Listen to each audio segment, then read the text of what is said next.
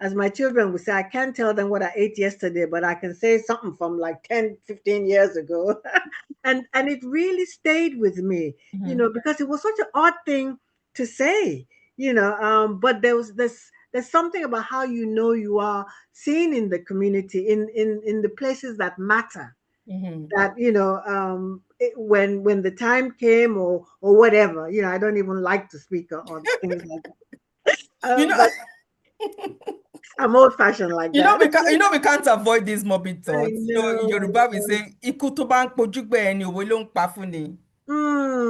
Interpret that. Translate. When your peers start getting called, then you know that at some point the circle is going to draw close to where you stand. Benny.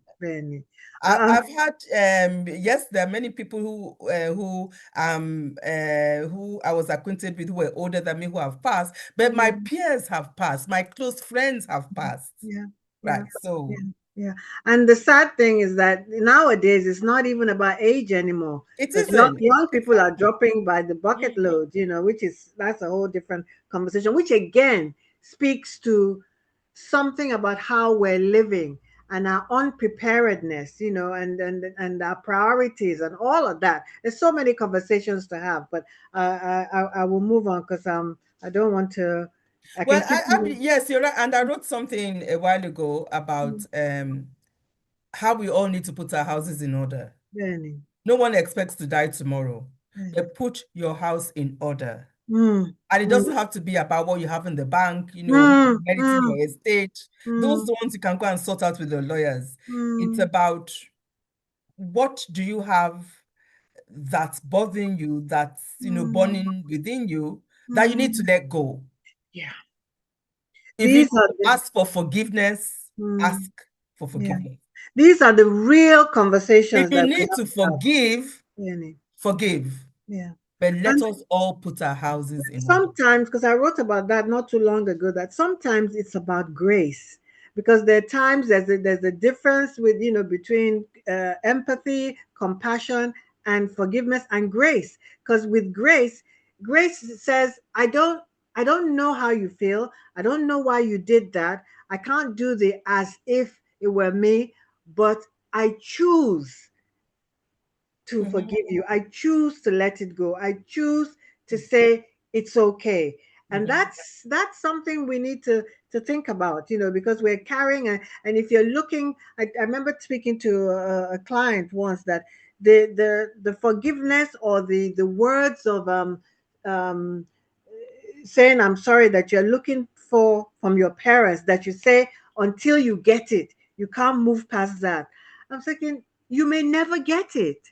No. So what you gonna do? What do you want to do? Do you want to have a relationship with them, however tenuous it is, or you just want to, I'm right, and you hold on to that, and it's killing you because you're unhappy with it. So at some point you're going. That's where the grace is. I give you grace. I give myself grace, which also enables me to give you grace. That's a big one for our community because so many of us are carrying so much baggage. Yes, exactly. Oh my goodness.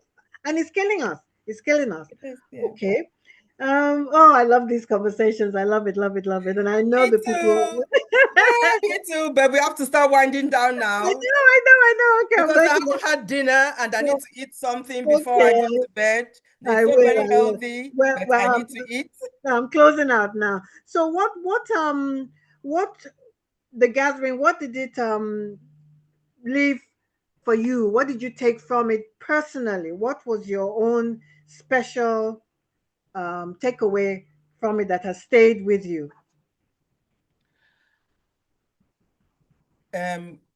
Gratitude. That after all that's happened over the years, I'm still here. We are still here. So I left Kampala feeling grateful.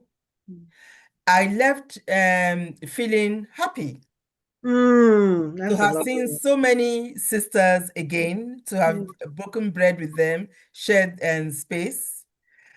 I felt humbled that I was celebrated alongside other sisters. That was deeply, humbling and touching for me. I came away feeling challenged. Okay. That there's all this work ahead. Yeah. Yes. Okay. And so I came away feeling that I had been in a good place. I like that. Oh, I love that. That says a lot. Yep.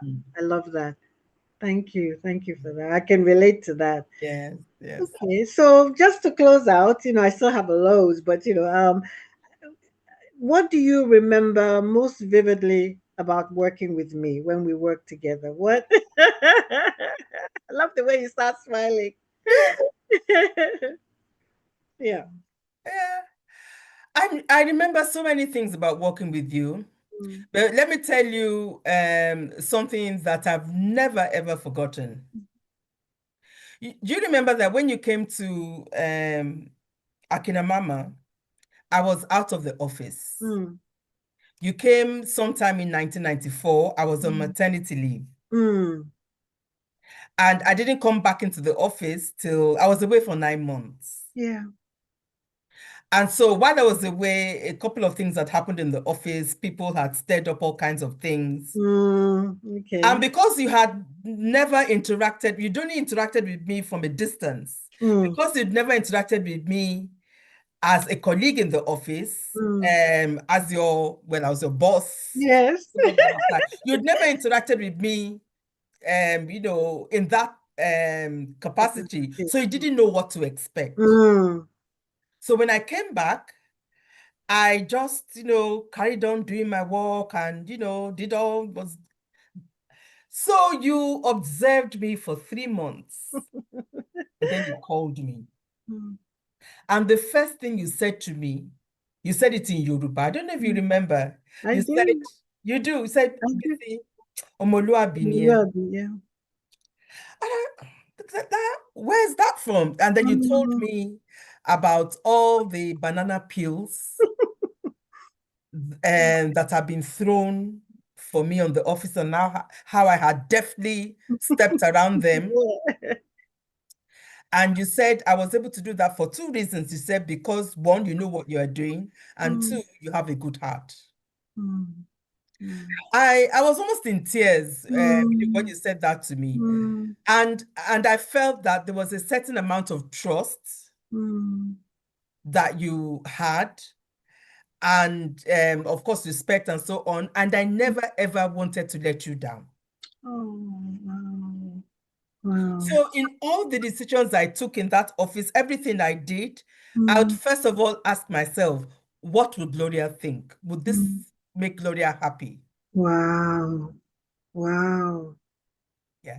And because I never wanted you to have cause to go back on your word. Oh, she wasn't an Omoluabi after all. Yeah. Right. And for our listeners, what does Omoluabi mean? Omoluabi is a Yoruba word that is basically about character. Yes. About integrity, about honesty, about being a forthright human being, and someone who always adds value to the community and to the environment. It's also about service. Tick, tick, tick, tick. Yep. Yeah. Yep. And the thing is, nobody is ever, born an Omoluabi. That you learn how to become one. You are groomed into becoming one. You can be taught. You learn, but the thing is, you're expected to aspire towards being, this person who other people will look up to as a leader, and as someone who is supposed to provide certain example for other people. And one of the reasons why leadership is in such crisis, Yeah. of our communities is the death of Omoluabis. Benny. Lack of character, yes. I always talk about Iwapele, Warere, they're all, but yes. They are all elements of Yes, Omoluabi. it must be. Yes. And the reason why I can't forget it is that you've talked about it on a number of occasions, and so that shows how, and this is like decades ago.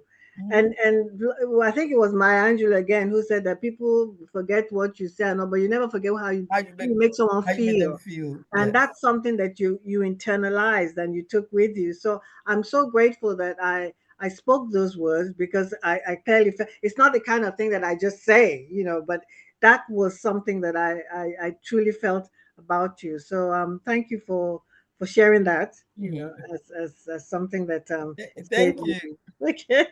And the fact that you waited almost 3 months, you didn't call me on the first day, second day, second week. You didn't do, oh, this is my Nigerian sister. Let me warn her, like, have you heard? You better be careful. You better be this. You just observed. Mm, mm, Yeah. So, mm. Thank you, thank you. So, you is there anything else you want to close out with that you feel you haven't said or you want to say? know, I would certainly like us to have another conversation over the coming months. This Yeah. has been absolutely fantastic. I've really enjoyed it. Thank you. You have always been a woman of grace, Mm. of such immense wisdom, beautiful inside out. Oh, thank you. And my prayer for you is that you will continue to do this work with all the passion and compassion that you have, that Mhm. you will enjoy an Mhm. immense number of years in good health, And me. and that you continue to reap the fruits of your labor. Thank you. Thank you, sister. And every time I think of you, I will think of how I too, I need to continue to grow. Mm. And I Mm. know that you'll always be there for me to learn from, to continue God, to sit no. at your feet, even Mm. from a distance. Yes. Thank you, my love. Thank you, my sister. And go well. And thank you so much for being here to do this interview, for showing love. And I wish you the best of everything. And definitely we'll be in touch very soon. We must, like you say, continue these conversations. Mhm. And love to everybody back home. Okay, And yes. talk to you soon. Eh? Thank you. Bye. Bye.